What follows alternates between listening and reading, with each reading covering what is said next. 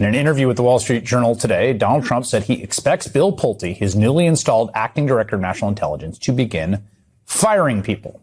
As the acting director, Pulte will be, quote, less shackled, according to Trump. He'll have more power to gut the intelligence community, to do what it seems Tulsi Gabbard would not.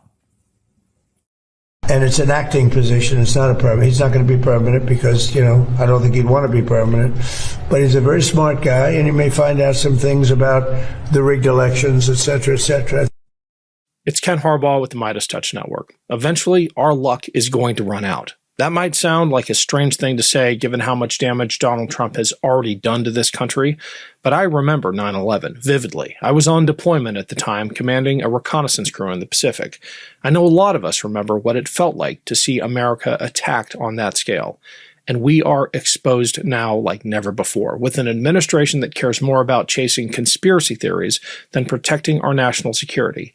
Add to that the utter incompetence, and I fear it's only a matter of time. I spoke to Kris Goldsmith about this. He's an extremism researcher and the founder of Veterans Fighting Fascism.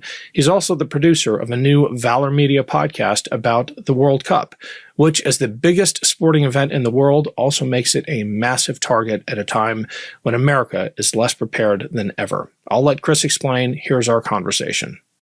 Kris, so we've got the biggest sporting event in the world coming to America's shores. At the same time, we have a nominee for DNI whose main qualification seems to be social media troll and that he'll do anything the president asks him to. What could possibly go wrong? I think that we are experiencing a threat scenario unlike anything that we have seen since the Cold War. And I'm not exaggerating here. We are in a hot war with a sophisticated adversary, Iran, right now. As we're recording this, we just had an Apache helicopter go down. We don't know if it was shot down or if it was a mechanical failure or something else. But, we are still in a hot war right now. The diplomatic issues that are coming about with the World Games, like the U.S. is basically messing with Iran in its sports. It's allowing the players to come into the U.S., but none of the support staff that is necessary for them to perform their sport, right? Americans don't understand how big of a deal the World Cup is to the world. I want to do some simple math right now. So I think over the last couple of years, there's been the NBA finals get a whole combined audience of something like 75 million. Right now, that feels huge. Everybody's talking about the NBA finals. Well, that's nothing compared to the Super Bowl. The Super Bowl gets 125 million people paying attention to it, to watching it on television. The audience for the World Cup is 5 billion with a B. 5 billion people. That's 60% of the human beings on this planet are paying attention to the World Cup. And this is not just entertainment. This is diplomacy. This is international relations. And it is dozens, scores, hundreds of opportunities for threat actors, both domestic and foreign, to do something. And as you know so well, the way that war has evolved in just the last few years makes the threats harder to detect than they have ever been. And frankly, more frightening because they can reach more Americans than ever before. 20 years ago, we were worried about a dirty bomb coming in through, near me in the port of New York and New Jersey, right? Now we're worried about teenagers getting radicalized online and being, buying a drone off the shelf and loading it with any sort of payload. Yeah. That is the world that we live in today, while someone is being appointed to be the director of national intelligence in charge of all of the intelligence agencies, who has absolutely zero experience in national security or intelligence. When Tulsi Gabbard was first nominated, I was one of those who said this is the worst cabinet pick of all of them. And that's saying a lot. I said she was more dangerous than Kash Patel, more dangerous than Pete Hegseth, more dangerous than any of them because of the implications for national security. And Pulte's worse. I mean, at least Tulsi Gabbard had served in uniform. At least she had some sense of the threats we face. Give us the primer on Bill Pulte, who this guy is, and what in the world his appeal to Trump might be. Bill Pulte is exactly the kind of person that Hitler surrounded himself with. And that's why the Nazi party failed. That's why the Nazis lost World War II, because Hitler didn't surround himself by qualified people. He surrounded himself by sycophants who would never tell him no. And when the leader is never told no, the leader fails, and with it, their country. That is what Donald Trump is doing right now with Bill Pulte. Who is Bill Pulte? Doesn't matter. Bill Pulte is some business guy and internet troll. That's it. That's all you need to know about him. He doesn't have any qualifying attributes or experience. The man is completely nothing more than a threat to our national security, and he will be in charge of our national intelligence. And people need to think about the moment that we're in. We talked about the World Games. We've got the NBA Finals going on right now. This is the 250th anniversary of the signing of the Declaration of Independence, our nation's 250th birthday.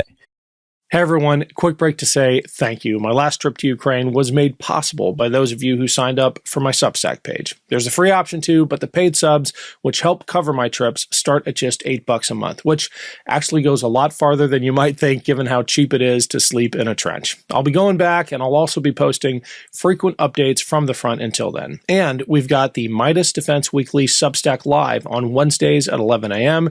Check that out, and if you haven't yet, please subscribe to the Ken Harbaugh Show Substack channel. Your support is what makes all this possible. Back to the show. If you were a threat actor, be it a domestic white supremacist who all of the experts at the FBI who were tracking white supremacists have been fired. The SPLC and every other organization like my own Task Force Butler have been completely decimated, underfunded, or now facing charges from the Trump Department of Justice, right? All of the people who are responsible for keeping the United States safe from these types of threat actors have been fired or they're under indictment. The Iranian the experts on Iran at the FBI, well, they investigated January 6th, so they've been fired too, right? There are going to be 76 games at the World Cup happening in the United States, plus a few in Mexico and Canada. The 250th birthday events are not just in Washington, D.C. They're all around the country. Major cities like Philadelphia, New York, Los Angeles, Chicago, they're all having their own events. The United States has been, and Congress made America 250 a thing, right? It's got funding. Towns and cities around the country are going to be hosting huge gatherings of people. The opportunities for any threat actor to take advantage of these vulnerabilities while our national security and national intelligence apparatuses have been completely decimated is immense. And I'm not saying all this because I want to scare people. I'm not saying you need to stay inside on January 4th. I'm not saying you can't celebrate Independence Day, but I want for people to think about this hard and recognize that despite Donald Trump feeling like he can do anything, and he has done just about everything that he wants to do, this is an election year, and Republicans have been watching the blue wave starting to form, right? Republicans are listening. And if you right now watching this, if you go to 5calls.org, that's the easiest way to figure out who your member of Congress is, who your senators are, and how to reach them, right? You can look at any script on that website. They will tell you how to contact them. Do it by phone and do it by email. I want for you to do this. Reach out to them and express concern about Bill Pulte and his complete lack of experience, and say that you want a written response from your senator, from your congressional representative on what they are doing about Bill Pulte being the DNI. And in your request, be specific. Say that there are 76 World Cup games happening around the United States, that America 250 is going to have hundreds of events around the country. Ask your congressional representatives what they are doing to keep the United States safe. Don't simply say Bill Pulte's not qualified. You need to do X, Y, Z. Ask the question. Demand that response. Don't just give criticism. Ask for their solution. And I want for you to get that response.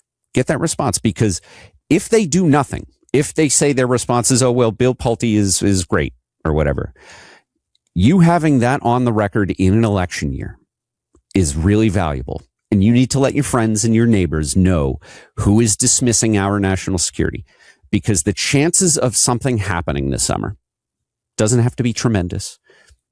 But, you know, we live in a country where there's more mass shootings than days, right? Something is going to happen this summer. You having on the record that your congressional representative or your senator is not going to do shit about our national security and allow our national intelligence to just be completely decimated, that is valuable, because we still live in a functioning democracy. And you can use that evidence to motivate your friends and neighbors to get more involved. Not in politics, but in keeping their kids safe. That's what people care about. I want to play this clip of Donald Trump because it does highlight the one qualification Bill Pulte has, which is absolute loyalty to Trump. Here's the clip. You announced just a few days ago that you're naming Bill Pulte as the acting director of national intelligence. There's been a little bit of a pushback from some Senate Republicans. Why do you think, Mr. President, he's the best person for the job? But he's a very smart guy, and he may find out some things about the rigged elections, et cetera, et cetera. I think he'd like to do it. I think he wants to do it very much. Got a lot of energy. Kris, what is the cost of having a DNI in charge of 18, all of the intelligence agencies, all 18 members of the IC, the intelligence community, focusing on validating a conspiracy theory instead of protecting Americans? I mean, we saw how distracted Tulsi was. She was AWOL during the opening phase. In fact, the entire war with Iran. She's now been dismissed, even though she claimed to resign. The ramifications of focusing on this kind of thing instead of actual threats to Americans are dire. Yeah, just this past weekend, it was publicly reported. New York Times wrote an article about how the Pentagon is raising the highest alarm, basically setting Israel, our ally in this war against Iran. They're saying that Israel could not be more dangerous when it comes to espionage. Israel has the government of Israel, to be very clear, Benjamin Netanyahu has every incentive to keep this conflict with Iran going. And so does the Ayatollah. So does the Islamic Revolutionary Guard. Time is on their side. Both of these parties, our enemy and our ally, have incentives to keep this conflict going. And while it goes on, more and more people will be harmed in both countries and around the world. The economy will continue to feel the effects of the Strait of Hormuz being closed, and it's going to be closed now through the elections. There's no incentive for either of these parties to let Donald Trump, be the peacemaker before the elections happen, right? The cost of having an unqualified DNI is time and money of intelligence officers who would otherwise be looking at real threats. And they are going to have to do what this guy says, because otherwise they risk losing their jobs. And everyone who's a good person, who's a patriot, who is continuing to serve, whether it be in an intelligence agency or the DOJ or the FBI, the reason they're still standing there is because these patriots recognize that if they leave, someone worse will be put in that position. Someone who is less qualified, someone who is perhaps radicalized, who will be absolute in their loyalty to MAGA over their loyalty to their country and our national safety. And they know that if they leave, if they don't do the song and dance that Bill Pulte and Trump want them to do, someone else will come in and do that song and dance more vigorously, and they'll spend all of their time doing it. So that's the cost, is distraction. It's a waste of resources. It's energy. And it's these intangible things like morale. The morale of these intelligence agencies, of law enforcement at the federal level, for patriots who actually care about our country, who understand the significance of this Declaration of Independence that was signed 250 years ago. Those people are suffering. We are all human beings. You and I served in the military. It doesn't make us supermen. We still carry the weight of that service. And that is the type of thing that Bill Pulte is going to be imposing on countless patriots around the country. That was an excerpt of my conversation with Kris Goldsmith. For the full episode, check out my Substack. The link is below. Thanks. Want to stay plugged in? Become a subscriber to our Substack at MeidasPlus.com. You'll get daily recaps from Ron Filipkowski, ad-free episodes of our podcast, and more exclusive content only available at MeidasPlus.com.